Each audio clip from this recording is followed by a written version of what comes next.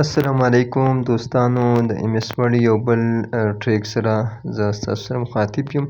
په دې ټریک کې به مونږ ښایو چې مونږ د یو ایم ایس ورډ یو فایل دی هغه مونږ پی ډي اف ته څنګه کنورټ کولی شو. نو د دې نه مخکې که تاسو چینل نه یې سبسکرایب کړی نو چینل سبسکرایب کړئ. نو ټول نه اول به مونږ ایم ایس ورډ فایل چې کوم دی دا یو فایل دی، په دې به مونږ کلیک کړو، دا به مونږ اوپن کړو. دا زموږ سره اوپن شو، دا زما سره ایم ایس ورډ فایل دی. ټیک ته دا زه غواړم چې زه پی ډي اف ته کنورټ کړم. نو دلته به راشم فایل ته، فایل کې یو سیو دی او یو سیو ایز دی. نو زه په دې سیو ایز باندې کلیک کړم.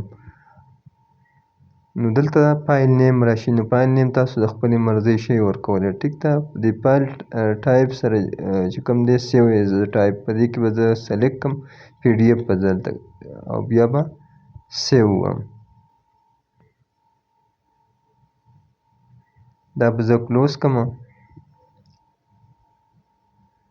اوس به زه ډیسکټاپ باندې دلته چیک کړم چې هغه فایل زموږ سره په پی ډي اف کې سیو شوی دی. زه ډبل کلیک کړم. نو دوستانو دا تاسو کتی شئ چې زموږ څنګه یو ایم ایس ورډ فایل د هغه موږ پی ډي اف سره په اسانۍ باندې چینج کوو. امید دی ویډیو مو خوښه شوې.